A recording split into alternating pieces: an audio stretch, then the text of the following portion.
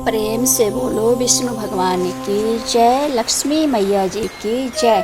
बृहस्पतिवार के व्रत की विधि। बृहस्पतिवार को जो भी स्त्री पुरुष व्रत करे उनको चाहिए कि वह दिन में एक ही समय भोजन करे, क्योंकि बृहस्पतिश्वर भगवान का इस दिन पूजन होता है। भोजन पीले चने की दाल आदि का करे, परंतु नमक नहीं खावे और पीले वस्त्र पहने, पीले ही फलों का प्रयोग करे, पीले चंदन से पूजन करे।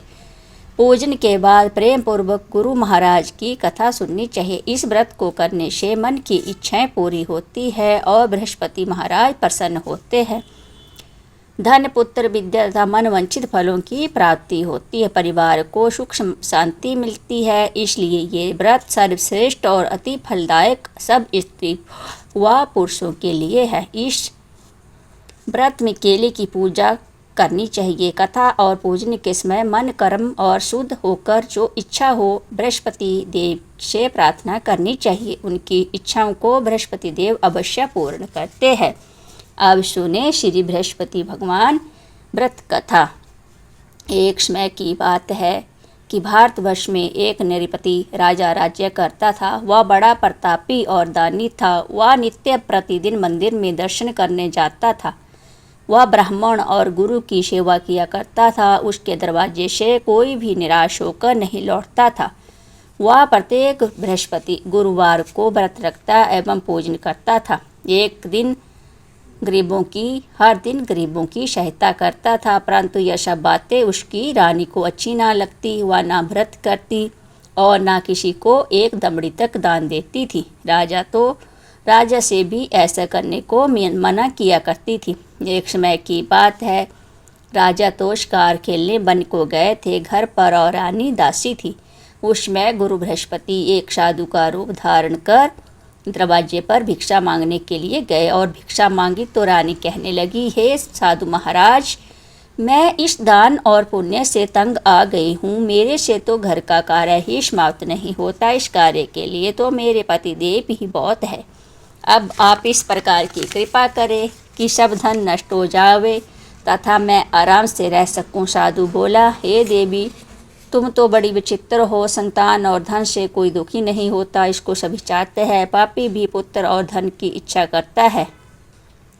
अगर आपके पास धन अधिक है, 2 भूखे मनुष्यों को भोजन कराओ, प्याऊ लगवाओ, ब्राह्मण को दान दो, धर्मशाला बनवाओ, तालाब, कुआं, बावड़ी, बाग बगीचे आदि का निर्माण कराओ, निर्धन मनुष्यों की कुंवारी कन्याओं का विवाह कराओ और यज्ञ आदि कर्म करो। इस प्रकार के कर्मों से आपका कुल और आपका नाम परलोक में सार्थक होगा एवं स्वर्ग की प्राप्ति होगी। मगर रानी इन बातों से खुश ना हुई। वह बोली, हे साधु महाराज, मुझे ऐसे धन की आवश्यकता नहीं जिसको और मनुष्यों को दान दूं तथा जिसको रखने से उठाने में मेरा सारा समय बर्बाद हो। साधु ने कहा, ये देवी, तुम्हारी ऐसी इच्छा है तो वैसा ही होगा। मैं तुम्हें बताता हूँ, वैसा करना। बृहस्पतिवार के दिन घर को गोबर से लिपना, अपने केशों को धोना, केशों को धोते स्नान करना और राजा से कहना वह हजामत करवाए। भोजन में मांस मंद्रा खाना, कपड़ा धोबी के यहाँ धुलने डालना। यहाँ इस प्रकार 7 बृहस्पतिवार करने से तुम्हारा सब धन नष्ट हो जाएगा। ऐसा कहकर साधु अंतर्ध्यान हो गए। रानी ने साधु के कहने के अनुसार वैसे ही किया। 3 बृहस्पतिवार ही बीते थे कि उसका समस्त धन नष्ट हो गया और भोजन के लिए दोनों समय तरसने लगे, संसारिक भोगों से दुखी रहने लगे। तब राजा रानी से कहने लगे कि तुम यहाँ पर रहो, मैं दूसरे देश को जाऊँ, क्योंकि मुझे यहाँ सभी मनुष्य जानते हैं, इसलिए कोई कार्य नहीं कर सकता। देश चोरी परदेश भीख बराबर है। ऐसा कहकर राजा परदेश चला गया। वहाँ वह जंगल को जाता और लकड़ी काट कर लाता, इधर राजा और शहर में बेचता। इस तरह जीवन व्यतीत करने लगा। इधर राजा के घर रानी और दासी दोनों दुखी रहने लगी। किसी दिन भोजन मिलता और किसी दिन जल पीकर ही रह जाती। एक समय रानी और दासी को 7 रोज बिना भोजन के व्यतीत हो गए तो रानी ने अपनी दासी से कहा, हे दासी, यहाँ पास ही के नगर में मेरी बहन रहती है। वह बड़ी धनवान है। तू उसके पास जा और उससे 5 सेर गेहूँ मांग ला, जिससे कुछ समय के लिए गुजर हो जाओगी। इस प्रकार रानी की बात आज्ञामान दासी उसकी बहन के पास गई। रानी की बहन उस समय पूजा कर रही थी क्योंकि उस रोज़ बृहस्पतिवार था। जब दासी ने रानी की बहन को देखा तो उससे बोली, हे रानी, तुम्हारी बहन ने मुझे भेजा है, मेरे लिए 5 सेर गेहूँ दे दो। इस प्रकार दासी ने अनेक बार कहा, परंतु रानी ने कुछ उत्तर नहीं दिया क्योंकि उसमें बृहस्पतिवार की कथा सुन रही थी। इस प्रकार जब बांदी को किसी प्रकार का उत्तर नहीं मिला तो वह बहुत दुखी हुई एवं क्रोध भी आया और लौटकर अपने गांव रानी के पास आकर बोली, हे रानी, तुम्हारी बहन ने बहुत ही अभिमानी है, वह छोटे मनुष्यों से बात नहीं करती, इसलिए मैंने उससे कहा, सो उससे कोई उत्तर नहीं दिया, मैं वापस चली आई। रानी बोली, हे दासी, उसमें उसका कोई दोष नहीं है। जब बुरे दिन आते हैं तब कोई सहारा नहीं देता, अच्छे बुरे का पता आपत्ति में लगता है। जो ईश्वर की इच्छा होगी वही होगा, यह सब हमारे भाग्य का दोष है। इधर उस रानी ने देखा कि मेरी बहन की दासी आई थी, परंतु मैं उससे नहीं बोली, इससे वह बहुत दुखी हुई होगी। यह सोच कथा को सुन और विष्णु भगवान का पूजन समाप्त कर रानी बहन के घर चल दी और जाकर अपनी बहन से कहने लगी, हे बहन, मैं बृहस्पतिवार का व्रत कर रही थी, तुम्हारी दासी गई, परंतु जब तक कथा होती है तब तक लोग ना उठते हैं न बोलते हैं, इसलिए मैं ना बोली। कहो दासी क्यों गई थी? रानी बोली, बहन, हमारे घर अनाज नहीं था, वैसे तुमसे कोई बात छिपी नहीं है, इस कारण मैंने दासी को तुम्हारे लिए 5 सेर गेहूँ के लिए भेजा था।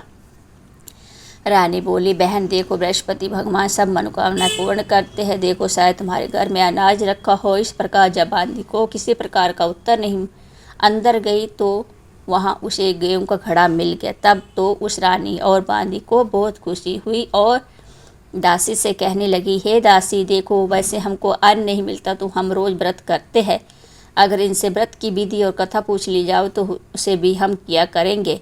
तब उस रानी ने अपनी बहन से पूछा कि हे बहन, बृहस्पति के व्रत की कथा कैसे है तथा व्रत कैसे करना चाहिए? रानी की बहन ने कहा, गुरु के व्रत में चने की दाल, मुनक्का से विष्णु भगवान की, केले की जड़ में पूजन करे, दीपक जलावे, पीला भोजन करे, कहानी सुने। इस प्रकार करने से गुरु भगवान प्रसन्न होते, अन्न पुत्र धन देते, मनोकामना पूर्ण करते हैं। इस प्रकार रानी और दासी दोनों ने निश्चय किया कि बृहस्पति भगवान का पूजन जरूर करेंगे।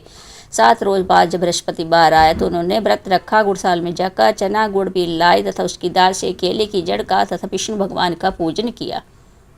अब पीला भोजन कहाँ से आवे? बेचारी बड़ी दुखी हुई, परंतु उन्होंने व्रत किया था, इस कारण गुरु भगवान प्रसन्न थे। 2 थालों में सुंदर पीला भोजन लेकर आए और दासी को देकर बोले, या तुम्हारे और रानी के लिए भोजन है, तुम दोनों करना। दासी भोजन पाकर बड़ी प्रसन्न हुई और रानी से बोली, रानी जी, भोजन कर लो। रानी को इस विषय में कुछ पता नहीं था, इसलिए वह दासी से बोली, तू ही भोजन कर, क्योंकि तू हमारी व्यर्थ में हंसी उड़ाती है। दासी बोली, एक महात्मा भोजन दे गए। रानी कहने लगी, वह भोजन तेरे लिए दे गए, तू ही भोजन कर। दासी ने कहा, वह महात्मा हम दोनों के लिए 2 थालों में भोजन दे गया है, इसलिए हम तुम दोनों ही साथ साथ भोजन करेंगे।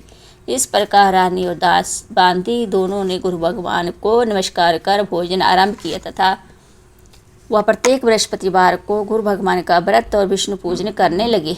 बृहस्पति भगवान की कृपा से रानी और दासी के पास धन हो गया। फिर उसी प्रकार आलस करने लगी। तब दासी बोली, देखो रानी, तुम पहले भी इस प्रकार आलस करती थी, तुम्हें धन रखने में कष्ट होता था, इस कारण सब धन नष्ट हो गया। अब गुरु भगवान की कृपा से धन मिला है, फिर तुम्हें आलस होता है। बड़ी मुसीबतों के बाद हमने यह धन पाया है, इसलिए दान पुण्य करने चाहिए। भूखे मनुष्यों को भोजन कराओ, प्याऊ लगाओ, ब्राह्मणों को दान दो, कुआं, तालाब, बावड़ी आदि का निर्माण करो, मंदिर पाठशाला बनवाकर दान दो, कुंवारी कन्या का विवाह करवाओ, धन को शुभ कर्मों में खर्च करो, जिससे तुम्हारे कुल का यश बढ़े तथा स्वर्ग प्राप्त हो, पिता प्रसन्न हो। तब रानी ने इसी प्रकार कर्म करना आरंभ किया तो काफ़ी यश फैलने लगा। एक दिन रानी और दासी विचार करने लगी, न जाने राजा किस प्रकार से होंगे, उनकी कोई खबर नहीं। गुरु भगवान से प्रार्थना की और भगवान ने रात्रि में राजा को स्वप्न में कहा, हे राजा, उठ, तेरी रानी तुझको याद करती, अपने देश को चलो। राजा प्रातःकाल उठा और विचार करने लगा, जाना स्त्री जाति खान में पहनने की संगनी होती है, पर भगवान की आज्ञा मानकर वो अपने नगर के लिए चलने को तैयार हुआ। इससे पूर्व जब राजा प्रदेश चला गया तो प्रदेश में दुखी रहने लगा। प्रतिदिन जंगल में से लकड़ी बीन कर लाता और उन्हें शहर में बेचकर अपने दुखी जीवन को बड़ी कठिनता से व्यतीत करता था। एक दिन राजा दुखी हो अपनी बातों को याद कर रोने लगा। तब उस जंगल में शेख बृहस्पति एक साधु का रूप धारण कर आए और राजा के पास आकर बोले, हे लकड़हारे, तुम इस सुनसान जंगल में किस चिंता में बैठो, मुझको बतलाओ। या सुन राजा के नेत्रों में जल भर आया और साधु की वंदना कर बोला, ये भगवान, आप सब कुछ जानने वाले हो। इतना कह साधु को अपनी संपूर्ण कहानी बतला दी। महात्मा दयालु होते हैं। उससे बोले, हे राजा, तुम्हारी स्त्री ने बृहस्पति देव का अपराध किया था, जिस कारण तुम्हारी यह दशा हुई। अब किसी प्रकार की चिंता मत करो, भगवान तुम्हें पहले से अधिक धनवान करेगा। देखो, तुम्हारी स्त्री ने गुरुवार का व्रत प्रारंभ कर दिया है। तुम मेरा कहा मानकर बृहस्पतिवार का व्रत करके चने की दाल गुड़ जल के लोटे में डालकर केले का पूजन करो। फिर कथा कहो और सुनो, भगवान तेरी सब मनोकामना को पूर्ण करेगा। साधु को प्रसन्न देखकर राजा बोला, हे प्रभु, मुझे लकड़ी बेचकर इतना पैसा नहीं मिलता जिससे भोजन करने के उपरांत कुछ बचा सकूं। मैंने रात्रि को अपनी रानी को व्याकुल देखा है। मेरे पास कुछ भी नहीं जिससे उसकी खबर मांग सकूं, और फिर कौन सी कहानी कहूं या मुझको कुछ मालूम नहीं। ये साधु ने कहा, हे राजा, तुम किसी बात की चिंता मत करो। बृहस्पतिवार के दिन तुम रोजाना की तरह लकड़ियाँ लेकर शहर को जाओ। तुमको रोज से दुगना धन प्राप्त होगा, जिससे तुम भली भांति भोजन कर लोगे तथा बृहस्पति पूजा का सामान भी आ जाएगा। बृहस्पति की कहानी निम्न प्रकार से है। प्राचीन काल में एक ब्राह्मण था। वह बहुत निर्धन था। उसके कोई संतान नहीं थी। उसकी स्त्री बहुत मानता के साथ रहती थी। वह न स्नान करती, न किसी देवता का पूजन करती। प्रातःकाल उठते ही सर्वप्रथम भोजन करती, बाद में अन्य कार्य करती थी। इससे ब्राह्मण देवता बड़े दुखी थे। बेचारे बहुत कुछ कहते थे, किंतु उसका कोई परिणाम न निकला। भगवान की कृपा से ब्राह्मण की स्त्री के कन्या रूपी रत्न पैदा हुआ। वह कन्या अपने पिता के घर में बड़ी होने लगी। वह बालिका स्नान करा के विष्णु भगवान का पूजन जाप करने लगी। बृहस्पतिवार को व्रत करने लगी। अपनी पूजा पाठ को समाप्त करके स्कूल को जाती तो अपनी मुट्ठी में जौ भर कर ले जाती। पाठशाला जाने के मार्ग में डालती जाती, तब ये जौ स्वर्ण के हो जाते। लौटते समय उनको बीन कर घर ले आती थी। एक दिन वह बालिका सूप में सोने के जौ को फड़कर साफ फड़कने के लिए फड़क रही थी। उसके पिता ने देख लिया और कहा, हे बेटी, सोने के जौ फड़कने के लिए सोने का सूप होना चाहिए। दूसरे दिन गुरुवार था। इस कन्या ने व्रत रखा था। बृहस्पतिवार से प्रार्थना करके कहा, हे प्रभु, यदि मैंने आपकी पूजा सच्चे मन से की हो तो मेरे लिए सोने का सूप दे दो। बृहस्पति देव ने उसकी प्रार्थना स्वीकार कर ली। रोजाना की तरह वह कन्या जौ फैलाती हुई जाने लगी। उस जब जौ लौट कर जौ बीन रही थी तो बृहस्पति देव की कृपा से सोने का सूप मिला। उसे वह घर ले गई और उसे जौ साफ करने लगी, परंतु उसकी माँ का वहीं ढंग रहा। एक दिन की बात है, वो कन्या सोने के सूप में जौ साफ कर रही थी। उसमें उस शहर का राजपुत्र वहाँ होकर निकला। इस कन्या के रूप और कार्य को देखकर मोहित हो गया तथा अपने घर आकर भोजन तथा जल त्याग कर उदास होकर लेट गया। राजा को इस बात का पता लगा तो अपने प्रधानमंत्री के साथ उसके पास गए और बोले, हे बेटा, तुम्हें किस बात का कष्ट है? किसी ने अपमान किया है अथवा कोई कारण हो सो कहो, मैं वही कार्य करूँगा जिससे तुम्हें प्रसन्नता हो। राजकुमार ने अपने पिता की बातें सुनी और बोला, हे, मुझे आपकी कृपा से किसी बात का दुख नहीं है। किसी ने मेरा अपमान नहीं किया, परंतु मैं उस लड़की के साथ विवाह करना चाहता हूँ जो सोने के सूप में जौ साफ कर रही थी। यह सुन राजा आश्चर्य में पड़ा और बोला, हे बेटा, इस तरह की कन्या का पता तुम्हें लगाओ, मैं उसके साथ तेरा विवाह अवश्य करवा दूंगा। राजकुमार ने उस लड़की के घर का पता बतलाया। तब मंत्री उस लड़की के घर गए और ब्राह्मण देवता को सभी हाल बतलाया। ब्राह्मण देवता राजकुमार के साथ अपनी कन्या का विवाह करने के लिए तैयार हो गया। विधि विधान के अनुसार ब्राह्मण की कन्या का विवाह राजकुमार के साथ हो गया। कन्या के घर से जाती ही पहले की भांति उस ब्राह्मण देवता के घर में गरीबी का निवास हो गया। भोजन के लिए अन्न बड़ी मुश्किल से मिलता था। एक दिन दुखी होकर ब्राह्मण देवता अपनी पुत्री के पास गए। बेटी ने पिता की दुखी अवस्था को देखा और अपनी माँ का हाल पूछा और ब्राह्मण ने सभी हाल कहा। कन्या ने बहुत सा धन देकर अपने पिता को विदा कर दिया। इस तरह ब्राह्मण का कुछ समय सुखपूर्वक व्यतीत हुआ। कुछ दिन बाद फिर वही हाल हो गया। ब्राह्मण फिर अपनी कन्या के यहाँ गया और सारा हाल कहा तो लड़की बोली, हे पिताजी, आप माताजी को यहाँ लिवा लाओ, मैं उसे विधि बता दूंगी जिससे गरीबी दूर हो जाए।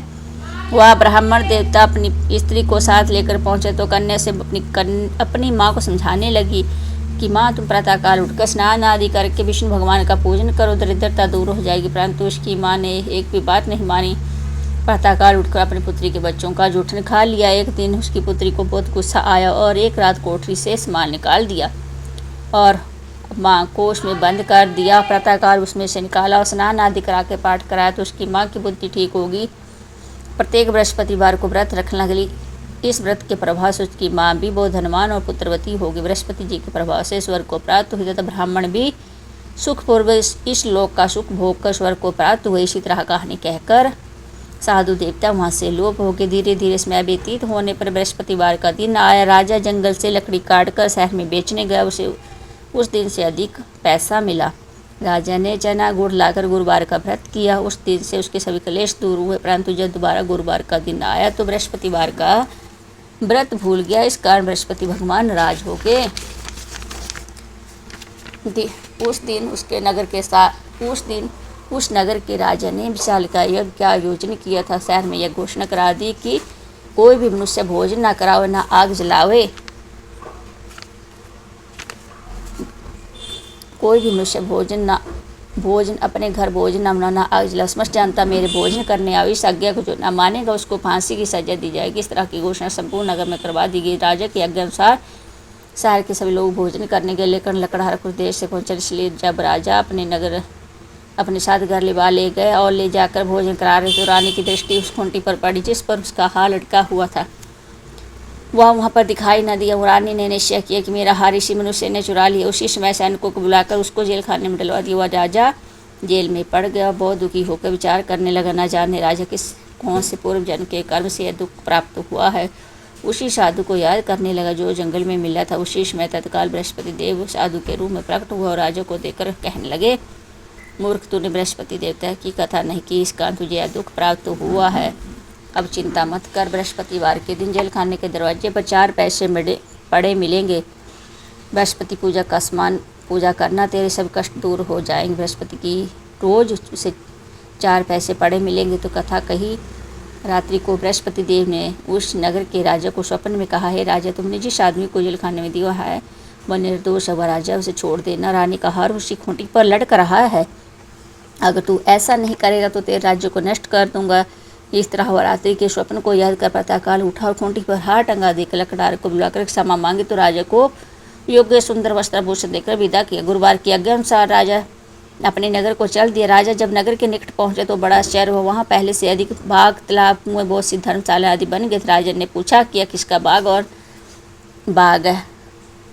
बाग है। तब सब लोग यह कहने लगे, यह सब रानी और बांदी का बनाया हुआ। तो राजन को आश्चर्य हुआ, गुस्सा भी आया। तब जब रानी ने खबर सुनी कि राजा आ रहे हैं तो उसने बांदी से कहा कि देख, राजा हमको कितनी बुरे हालात में छोड़ गए थे। वह हालात देखकर लौट न जाए, इसलिए तो दरवाजे पर खड़ी हो। आज्ञा अनुसार दासी दरवाजे पर खड़ी हो गई और राजा आए तो अपने साथ महल में लेवा लाए। तब राजा ने क्रोध करके तलवार निकाली तो पूछने लगा, यह बताओ, यह धन तुम्हें कैसे प्राप्त हुआ है। तब उन्होंने कहा कि यह धन बृहस्पति जी के प्रभाव से प्राप्त हुआ। राजा ने निश्चय किया कि 7 दिन बाद तो सभी बृहस्पति देव का पूजन करते हैं, परंतु मैं प्रतिदिन दिन में 3 बार कथा करा करूँगा तथा रोज व्रत किया करूँगा। अब हर समय राज्य के दुपट्टे में चले की दाल बंदी रहती तथा दिन में 3 बार कहानी कहता। एक दिन राजा ने विचार किया, चलो अपनी बहन के यहाँ हो आओ। इस तरह निश्चय कर राजा घोड़े पर सवार हो अपनी बहन के यहाँ को चलने लगा। मार्ग में उसने देखा कि कुछ आदमी एक मुर्दे के लिए जा रहे हैं। उन्हें रोक कर राजा कहने लगा, अरे भैया, मेरे बृहस्पतिवार की कथा सुन लो। वह बोले, लो तो हमारा तो आदमी मर गया, इसको अपनी कथा की भी पड़ी है। परंतु कुछ आदमी बोले, कहो, हम तुम्हारी कथा भी सुनेंगे। राजा ने दाल निकाली और कथा प्रारंभ कर दी। अभी कथा आधी हुई थी कि मुर्दा हिलने लगा और जब कथा समाप्त होगी तो राम राम कहकर वो मनुष्य खड़ा हो गया। आगे मार्ग में उसने एक किसान खेत हल चलाता हुआ मिला। राजा ने उसे देखा, उसे बोला, अरे भैया, तुम मेरी बृहस्पतिवार की कथा सुन लो। किसान बोले, जब तक तेरी कथा सुनूंगा तब तक 4 हरिये जोत लूँगा, जब अपनी कथा किसी और को सुनाना। इस तरह राजा आगे चलने लगा। राजा के हटते बैल पिछाड़ खाकर गिर गए और किसान के पेट में बड़े जोर से दर्द होने लगा। उस समय उसकी माँ रोटी लेकर आई। उससे जब देखा तो उससे पुत्र से सभी हाल पूछा और बेटे ने सभी हाल कह दिया। बुढ़िया दौड़ी घुड़सवार के पास गई। उससे बोली, मैं तेरी कथा सुनूंगी, तू अपनी कथा मेरे खेत पर चलकर सुनाना।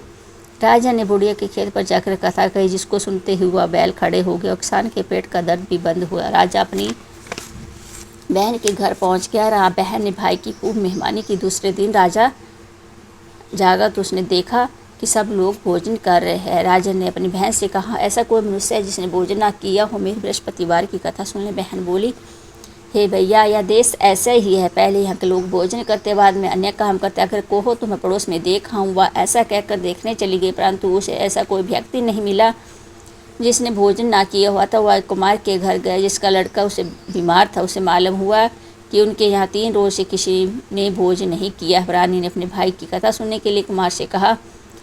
वह तैयार हो गया। राजा ने कुमार के घर जाकर बृहस्पतिवार की कथा कही, जिसको सुनकर उसका लड़का ठीक हो गया। अब तो राजा की प्रशंसा होने लगी। एक रोज़ राजा ने अपनी बहन से कहा कि हे बहन, हम अपने घर को जाएंगे, तुम भी तैयार हो जाओ। बहन ने अपनी सास से कहा। सास ने कहा हाँ चली जा, परंतु अपने लड़कों को मत ले जाना, तेरे भाई की कोई औलाद नहीं। बहन ने अपने भाई से कहा हे भैया, मैं तो चलूँगी, कोई बालक नहीं जाएगा। राजा बोला जब बालक नहीं जाएगा तब तुम क्या करो। बड़े दुखी मन से राजा अपने नगर में लौट आया। राजा ने अपनी रानी से कहा हम निर्वंशी राजा है, हमारे भाग्य में औलाद का मुँह देखना नहीं लिखा है। रानी बोली हे प्रभु, बृहस्पति देव ने हमें सब कुछ दिया, हमें औलाद भी अवश्य देंगे। उसी रात बृहस्पति देव ने राजा को सपन में कहा है राजा, उठते सभी सोच को त्याग देते, रानी गर्भ से है। राजा की यह बात सुनकर बड़ी खुशी हुए। 9वें महीने उसके गर्भ से एक सुंदर पुत्र पैदा हुआ। तब राजा बोला कि रानी, स्त्री बिना भोजन के रह सकती है, बिना कहे नहीं रह सकती। जब मेरी बहन आवे तुम कुछ मत कहना। रानी ने सुनकर हाँ कर दी। जब राजा की बहन ने यह शुभ समाचार सुना तो बहुत खुशी हुई। तब बधाई लेकर अपने भाई के यहाँ गई। यहाँ आई तभी रानी ने कहा घोड़ा चढ़कर नहीं आई, गधा चढ़ी आई। राजा की बहन बोली भाभी, इस प्रकार न कहते तुम्हें औलाद कैसे मिलती। बृहस्पति देव ऐसी है जिसके मन में कामना है सभी को पूर्ण करते हैं। जो सद्भावना पूर्वक बृहस्पतिवार का व्रत करता है, पढ़ता है, सुनता है, वह दूसरों को सुनाता है, बृहस्पति देव उसकी मनोकामनाएं पूर्ण करते हैं। भगवान बृहस्पति सदैव उसकी रक्षा करते। संसार में सद्भावना से भगवान जी का पूजन व्रत सच्चे हृदय से जो करते हैं उनकी सभी मनोकामनाएं पूर्ण करते हैं। जैसी सच्ची भावना से रानी और राजा ने उसका गुणगान किया तो उनकी सभी इच्छाएं बृहस्पति देव ने पूर्ण की थी।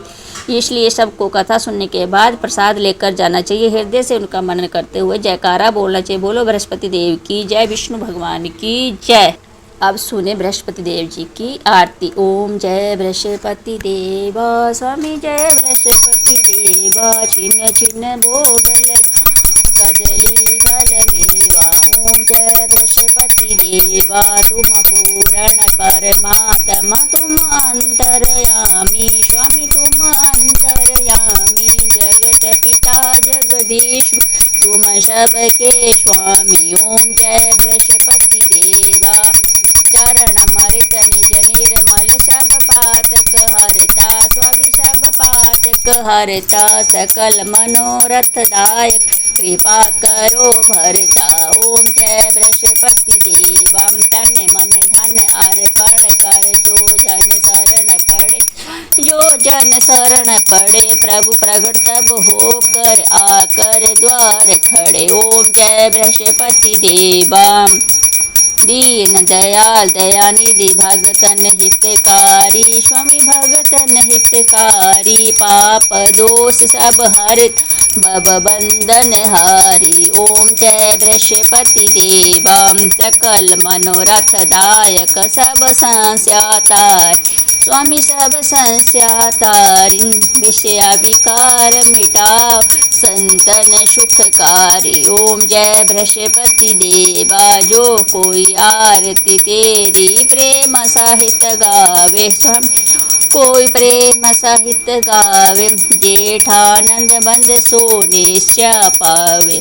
ओम जय बृहस्पति देवा, ओम जय बृहस्पति देवा, स्वामी जय बृहस्पति देवा। छिन्न छिन्न भोग लगाऊं, छिन्न छिन्न भोग लगाऊं, कदली फल मेवा। ओम जय बृहस्पति देवा।